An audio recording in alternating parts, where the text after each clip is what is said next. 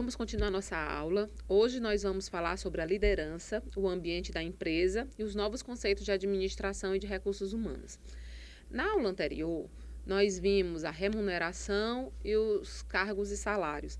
Nós falamos um pouco sobre a experiência de Hawthorne e fizemos um paralelo entre a teoria X e a teoria Y de McGregor. Agora nós vamos ver um outro aspecto da gestão de pessoas. Vocês todos conhecem o termo liderança. Liderar significa conduzir, orientar um grupo onde se deve chegar. Então, sem liderança não existe organização. A liderança dá condições para que exista trabalho em equipe por conseguir a cooperação e sinergia de seus membros. Eu vou pegar um grupo, só que esse grupo precisa de um agente capaz de orientar a execução de todas as atividades. Então, esse líder vai fazer com que nós trabalhemos de forma sinérgica, de forma unida, de forma coadunada, para que todos produzam de forma semelhante. O líder é muito mais necessário nas situações instáveis, pois são agentes de mudança e devem ser capazes de influenciar seus seguidores. É a história do líder-seguidor. Um líder, como um agente de mudança, é alguém que inspira os outros, que faz com que os outros olhem para ele e digam: poxa, eu quero ser igual a ele. Olha como ele consegue reunir os outros, como ele consegue trabalhar a equipe de forma equilibrada. O líder e chefe, existe alguma diferença? Bem, vamos tentar explicar de um modo bem simples. Chefe é aquele que dispõe de autoridade formal mediante autoridade que abrange o cargo, cuja atribuição lhe são capacidade para representar a empresa, deliberar, decidir dentro dos limites do seu cargo. Já o líder é aquele que, mesmo não sendo o chefe de direito, é seguido, respeitado e obedecido. Então já deu para perceber a diferença. O chefe é impositivo. O líder, ele é seguido. Então, eu tenho um chefe que eu sou obrigada a seguir, a respeitar, melhor dizendo, as atribuições que ele define, tem autoridade. E o líder é discricionário, eu vou se eu quiser. Eu não sou obrigada.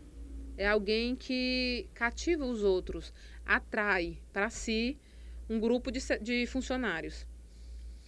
E conseguir unir a empresa ou um grupo, representá-lo e defender os seus direitos comuns. Geralmente os líderes são os representantes sindicais, são aquelas pessoas que lutam pelo seu direito e o direito de todos que trabalham com ele. E mesmo que não trabalhe com ele. É aquele que possui grande identificação com seus companheiros, com os quais mantém bom relacionamento. A liderança pode ser visualizada sob diferentes ângulos, tais como o fenômeno de influência pessoal, decorre do relacionamento entre as pessoas, poder, autoridade, respeito, admiração. É um processo de redução de incerteza de um grupo, é alguém que vai responder pelo grupo, que vai defender aquelas pessoas. Olha, eu estou aqui para ajudar todos vocês, confia em mim que nós vamos sair dessa. Então, passa respeito, passa coragem, passa segurança.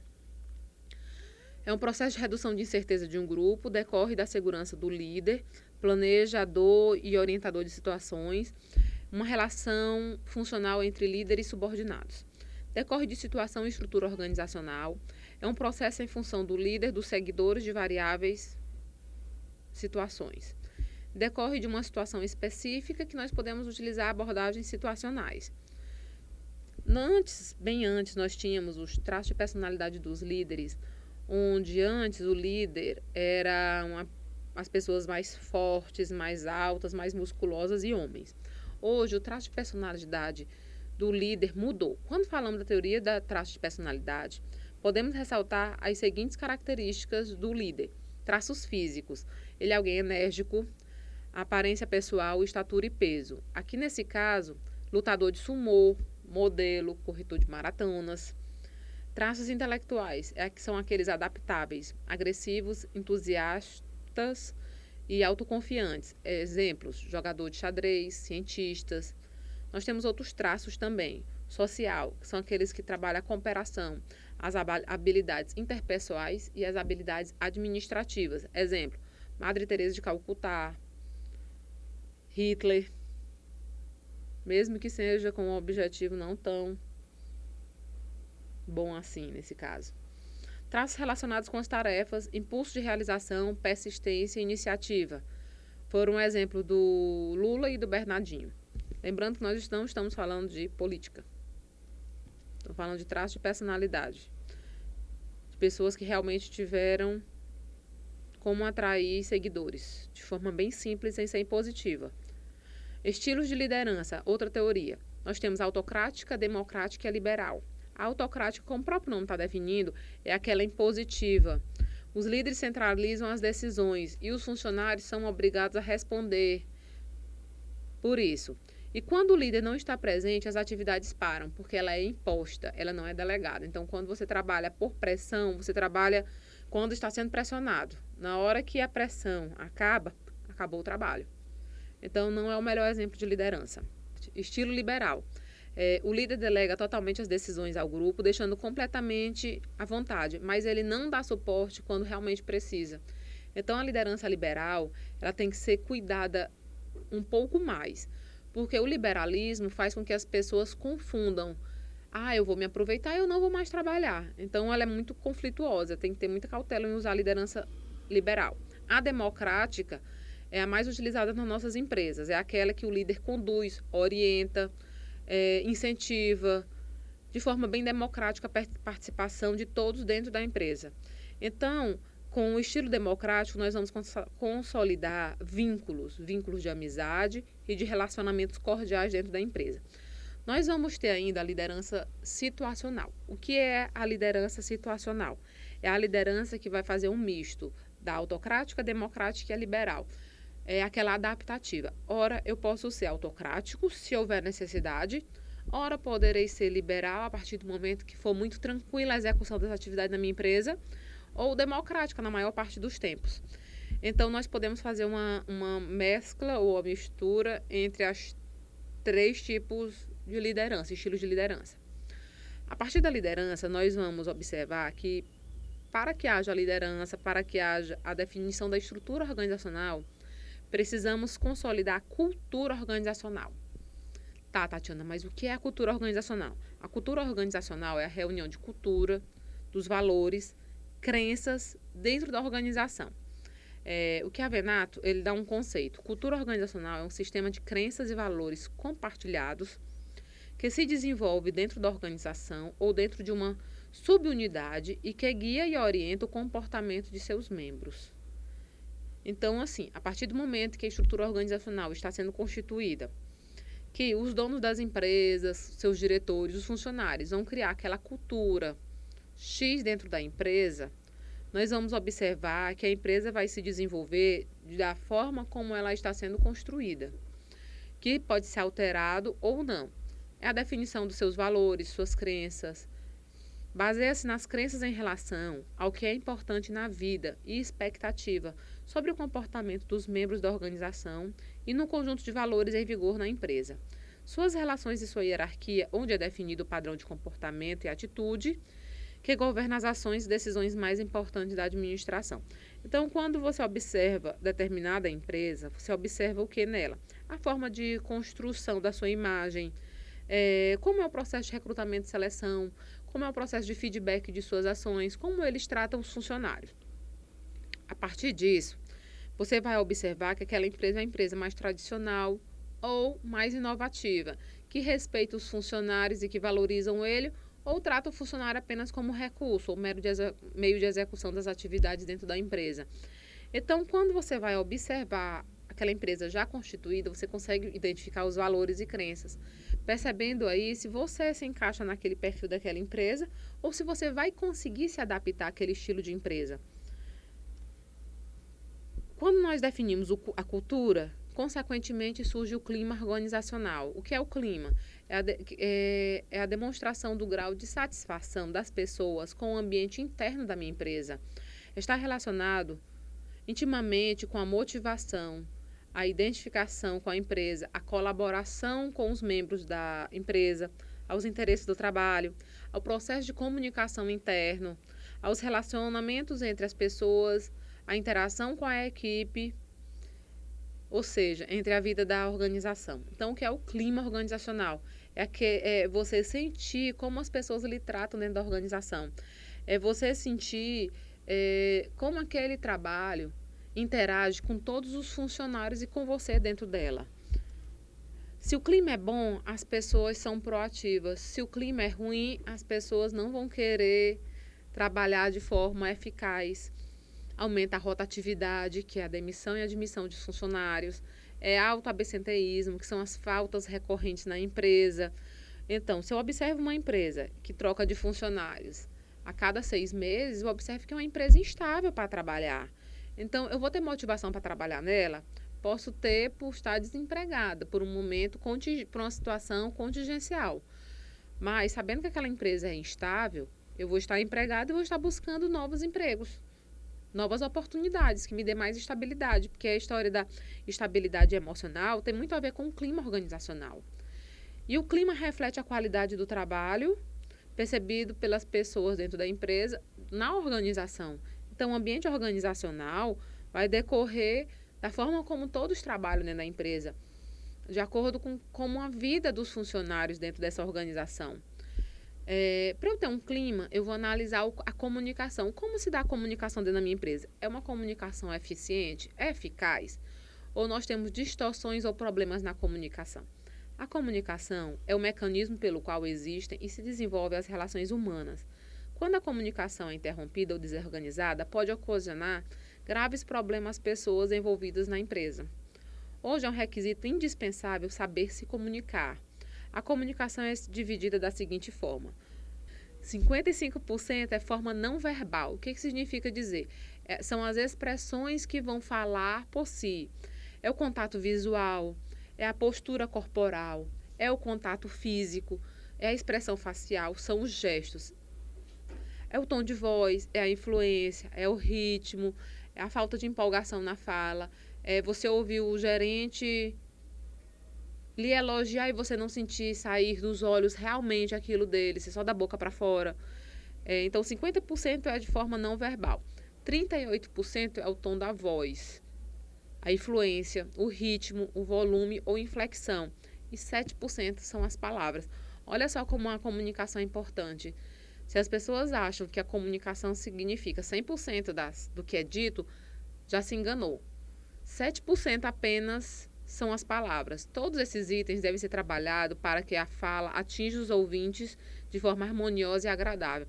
Então, se eu não tiver uma postura, não tiver um posicionamento, não tiver segurança no que eu falo, não transmitir a verdade real, não a verdade criada para uma determinada situação, nós não vamos ter, as palavras não vão atingir seus objetivos, elas vão ser só palavras ao vento.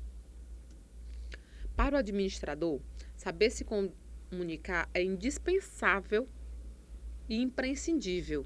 E, acima de tudo, tem que saber lidar com as pessoas. A boa comunicação com essas pessoas é fundamental para obter os resultados desejados. E a comunicação torna a vida mais simples.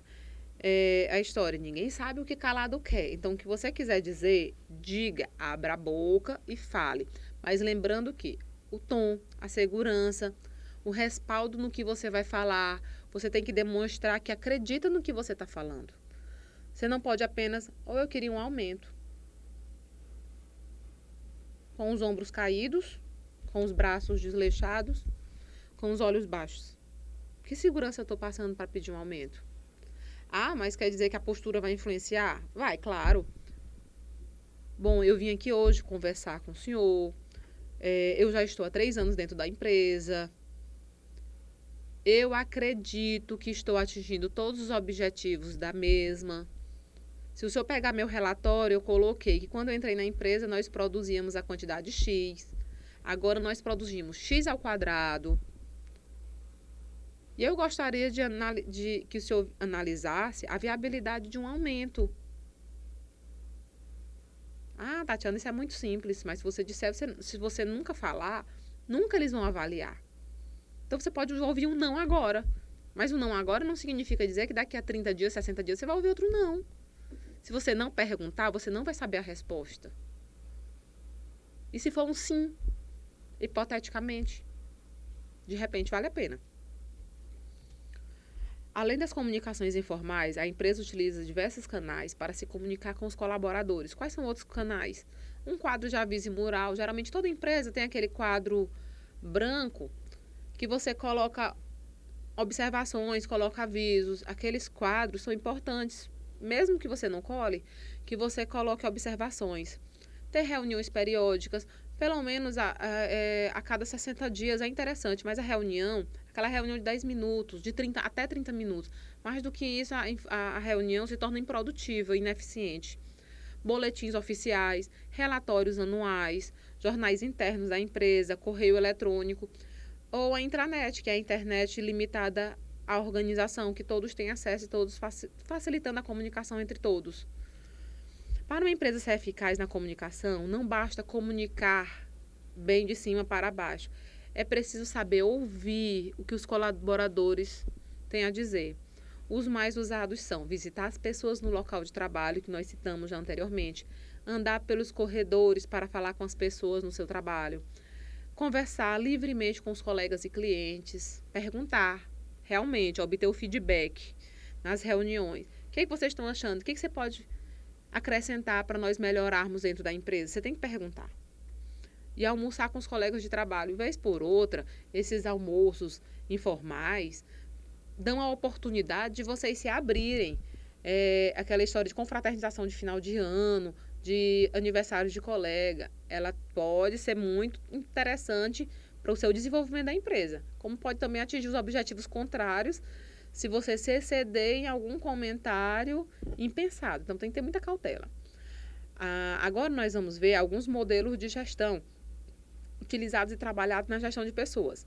É a desburocratização, reengenharia, downsize e o empowerment. A desburocratização. A desburocratização veio para diminuir a importância dos que realizam trabalhos repetitivos e que executam somente o que está estipulado na descrição do cargo. Surgiu para aumentar a importância dos que criam, dos que sabem lidar com os clientes, que agregam valor aos produtos e serviços. Desburocratizar nada mais é do que reduzir a burocracia de forma eficaz, de forma que não precise perder tanto tempo num procedimento. A gente pode ser mais objetivo, cortar o procedimento pela metade. A reengenharia significa fazer uma nova engenharia da estrutura organizacional e não simplesmente uma reforma total ou parcial da empresa. Com a reengenharia, haverá também uma mudança na cultura da empresa, com a necessidade de reformular os valores e, em consequência dessa reforma, trocar algumas pessoas. Felizmente ou infelizmente, todos os modelos de gestão, nós temos essas alternativas. Provocar modificação física e de pessoas, ou simplesmente fazer algumas trocas de pessoas. Isso é possível, sim. O downsize promove a redução de níveis hierárquicos e um forte enxugamento. Então, o que o downsize vai fazer?